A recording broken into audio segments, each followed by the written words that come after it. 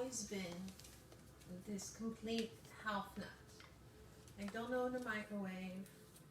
I've exercised every single day of my life.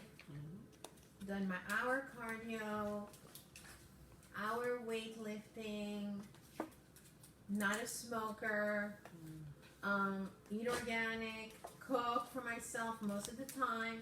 I'll go out and cheat and have my fun time, but I was always like this complete health nut.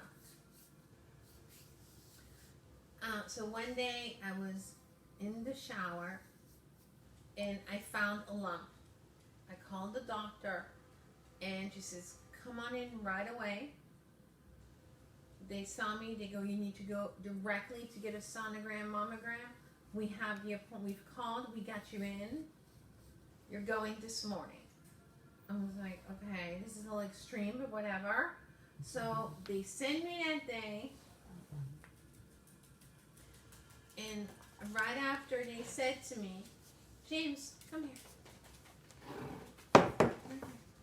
Right after that, they said, yes. Right after that, they said to me, I was convinced I had nothing. As healthy as I was, I'm like, this is nothing. Well, they were like, you have breast cancer. I'm like, aren't you supposed to do all these tests first? You have breast cancer. You need to go see a surgeon. I'm like, oh my God. Go. So I went, you do all the steps, you get the appointment. They look at the pictures and they go, we're going to do the biopsy. There's a 1% chance it's not cancer. Basically, when I found that out, I was so overwhelmed. And when I went in and they told me, I'm single. I've been divorced for 7 years. I have 2 kids, one that lives in Manhattan now, and the little one that was going through a lot of trouble, a lot of stress. I had a lot of stress. And I was putting myself in toxic relationships. I didn't really think much of my life. I didn't think very much of like the value of my life or the point of being alive. So when I found out I had cancer, I thought, well, I'm not going to go through this. I don't think I have the energy. I might as well just die. So Cindy sat down and started talking to me, and she says, well, isn't there somewhere you want to go you haven't been? A trip? And I go, yeah, I want to go to Asheville. She goes, well, let's make a goal for next summer. You go to Asheville. Like these places I've always wanted to go to, I would not do. I would just work and have lunch at my desk and do some volunteering, get up at 5 o'clock in the morning, get my green drink, get on my bicycle, ride my bike for an hour, go to the gym, work out, go back, have another green drink and some healthy oatmeal thing, go into the office. I had my lunch ready before. I would prep my food on the weekend, have my lunch, work at my desk, eat my lunch at my desk until I was done working. It was always like I wasn't taking time to enjoy life. Okay. With the whole process of being diagnosed, how did that affect you mentally and being a healthy person? How did you balance that in your mind? Was that a struggle for you?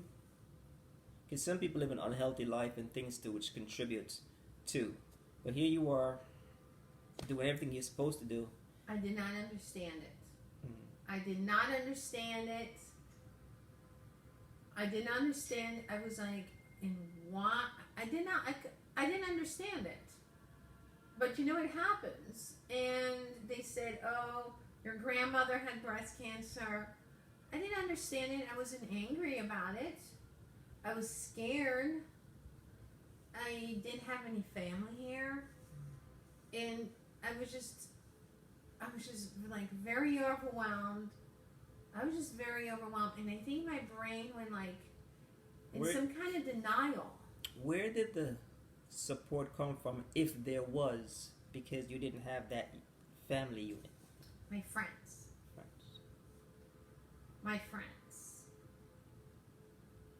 And we Right. stated a little earlier when we were doing the cooking, you mentioned what positive people. Positivity was huge. I had like a lot of positive people. My friends, well, I was very strict. I said I cannot listen to any negativity. I will remember after my first round of chemo, I laid there in my bed and I thought, oh boy. Oh boy. I am not going to survive this. First, I thought my life was over. I'm like, you're a single young woman who works in sales. How are you going to go sell anything with no hair on your head? Okay? Who is ever going to want to date me? Like, I want to be single for the rest of my life. And I don't know, I just felt so isolated because everybody was like into enjoying and having fun and building their life. And I was like isolated, just trying to survive this and fighting for my life. I laid there in bed the first time on day 2, and I was like, oh boy. I think it was day 3. Right after I had it, well, we're not going to talk about my kids. Anyway, you know, I've never had heart issues. Suddenly, I felt like my heart was beating out of my chest. So then I had to go get a blood pressure machine. My son's like, you're a hypochondriac. There's nothing wrong with you. He had come down for Thanksgiving. But I felt so deathly ill after that. When I laid in my bed, and I thought, I don't want to move a bone, a muscle. I don't even want to open my eyes. I just want to lay here. And I texted a friend of mine who's a doctor. I said, I'm not going to make it. So he called me. He says, Tanya, have you taken your nausea medicine? Oh no, that's toxic. That thing has bad things in there for you. You know me, I'm organic. He says, there's a time and place to be. Everything. Take the medicine. I says, it says it could kill you. It's not going to kill you. Take the medicine. Take all the medicine they give you. Take the tranquilizer. Take the aspirin. Take the nausea stuff. Take it all. I'm like, okay, I'll pick you up. So we went out. He says, you know, you need, just get up, get dressed. We're going to the market. I'm like, and to see 1 million people? Yeah. We went to the market, then we went to have lunch, and I was so nauseous still. And he says, why don't you get a Bloody Mary? I go, Bloody Mary? But I'm like, all these drugs. Get a Bloody Mary. Okay. I'm like, okay, Giovanni. I ordered Bloody. I said, oh my God, I feel so much better. I'm actually hungry. He goes, when you're hungry, eat whatever you can. It doesn't matter what you put in. If you see we went to this party where they had barbecue ribs. I go, it's so good. He goes, well, then go get another plate. This is your chance to pig out. When you have those windows, you're hungry, you need to be pigging out, okay? Because you're not going to be hungry. Obviously, don't eat things that are going to make you sick. Okay, but so he made sure, and he gave me another tip. He says, I want you every day to get dressed, put your makeup on, put on a pretty outfit. Doesn't matter, there's nothing special going on. Put on a little pretty outfit, something, and go meet some friends. Go have a drink. So the big joke is that with my friends, every night I would meet a friend, and we would go and I would have cocktails. Okay. I had my martinis every single night. Okay. It didn't matter what I did, where I went. It was like I went out somewhere. I got myself pretty. I put my makeup on, and I went out. Now we must state that's not for everybody, but that works for you. It worked for me. It works for you. I cut back. I was no longer getting up at 5 a.m. and going running all these workouts. Dr. Reddy said, this stops right now. Now it's about conserving your energy. You can take a walk, an easy walk around your neighborhood, but conserve your energy. How much chemo did you have to? How much rounds of chemo did you have to go through? I was supposed to get 6, and I quit at the 5th one. Okay. I learned to I used to always push and push and push myself. And one of the things that I learned is not to push myself. Okay. And to care about me and to put me first, not always the whole world in front of me. Where are you at now in your whole process? I did the chemo, I did the radiation. When they went to do the surgery, so first you did the chemo, then after that I went into surgery. When I did the surgery, it was gone. There was nothing there. So they removed where the markers were. So when they find spots, they will put a marker. And if there's something they're not sure what it is, they'll put a marker. And when they go in there, they take it out. Because when you do chemo and there's nothing there, you don't know where the cancer was. Have it ever crossed your mind, that original question you asked? Aren't there supposed to be some tests just to verify first? They did. They did. Okay. They did. Okay. But they could see by the picture. Okay. It was clear. Clear. Cancer has a different little shape, and it was clear. Then they they do the biopsy, and they send it out to 2 pathology labs. Okay. To make sure that it's the same results. Okay. And they go into your lymph nodes to make sure the positive thing. The nurse told me, because when they went into my tumor, it was clear. It was very likely clear with a little pink. And she said, that's very good news. It's fresh cancer. Okay, great. If it's been there, it turns and goes to brown and black. Okay. She says that was the best news. This is brand new, fresh. Okay, great. It was not there 3 days before. Okay. And where it was located, right on top of the implant, it was not there. I would see it. It's like you have a nose or you don't have a nose. It was it came in 3 days. 3. Wow. So, I would say self-examination for all women. Yes. Big thing. Don't go through this once a month thing, once the blue moon thing. Daily. And things can change in a day. healthy. A lot can change in a day. Yeah. A lot can change in a day.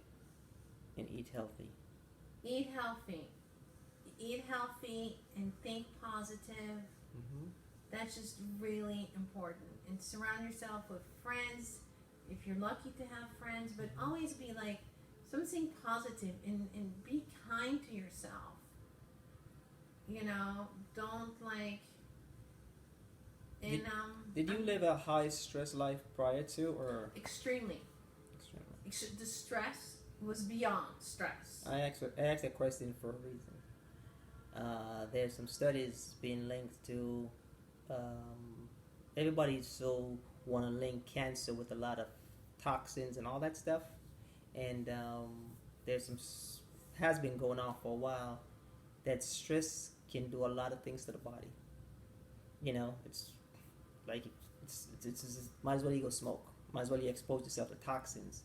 But how that stress affects the body comes out in different forms. Some people lose their mind. Some people, it makes their cells go rogue. Cells going rogue is cancer.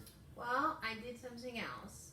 Because I had bad PMS, I went to the biostation. And I went and I got hormone stuff. When they put the pellet, estrogen, progesterone, they put an estrogen pellet in your butt. And they said, oh, we did the wrong calculation. It's off whack. Now, I think that and the enormous amount of stress that I was going through, the combination, because, for example, I went on vacation with my best friends. We went to Europe. And every morning, I would get up, have my green drink, go work out. They would sleep till noon, get up, smoke a half a pack of cigarettes, have a chocolate croissant. Okay.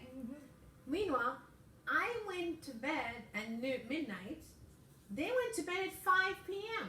5 a.m. So God knows how much liquor, alcohol, cigarette, toxins went down during that time. Yeah. I actually had a question about stress for a reason, because stress is affecting a lot of people in a lot of different ways. However, it's also, how long did you live this lifestyle, a green lifestyle? Was it for just started a very long time, all your life? Whole life. Yeah, so any doctor will tell you this, that because your system, quote unquote, is so clean, that process that you go through, it will affect you more than a regular person who has built, their body has built up a resistance to something. It's like a alien has come into your body. You got the concept of what I'm saying? Because here you are, this person, and your system is so pure. So when you just go do something considered as simple as that, your body's like, what is this? To a regular person who was smoking, who pop a lot of pills for this and that, because your body's building up a resistance to all this foreign entity. Here you are now, fresh virgin, and you boom, go through this thing. Your body's like, what's just invaded my body? And sets off all type of events. And I think, as you said, in the depth of your mind, it might have been something of that nature. And most doctors probably would agree with that statement. Yeah, so that's what happened to a lot of people. So when you live in this toxic lifestyle, you ever see, there's something that mystifies doctors.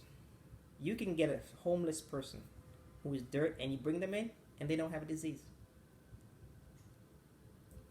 That person who lives on the street in the garbage all day, and you test them and they're clean. And everybody's like, what the heck? Their body has built up resistance to conducive to their environment. Me and you try to go and do that for a couple of days. We're coughing, we're dying, we're breaking out. Well, I don't know. I used to feed the homeless once a week. Mm-hmm. Every Wednesday night, I saw a lot of bad stuff. Mm-hmm. There was a lot of bad stuff. Okay. I mean, mental issues, physical issues. I mean, because they abuse a lot of alcohol, drugs. A lot of things. Yeah, they don't get stomach flus. Yeah. Yeah, like in Mexico, they could drink that water. We drink that water, and we're like, oh done. my god. You're done. Yeah. Okay, so that's where. So that is something that I've been really working on, is reducing my stress. That will help a lot. And not you do it the most you can. But it upsets me now when I get stressed. If something stresses me, I get upset about it. And I should find a way not to get upset about the thing that's stressing me out. Okay. You know what?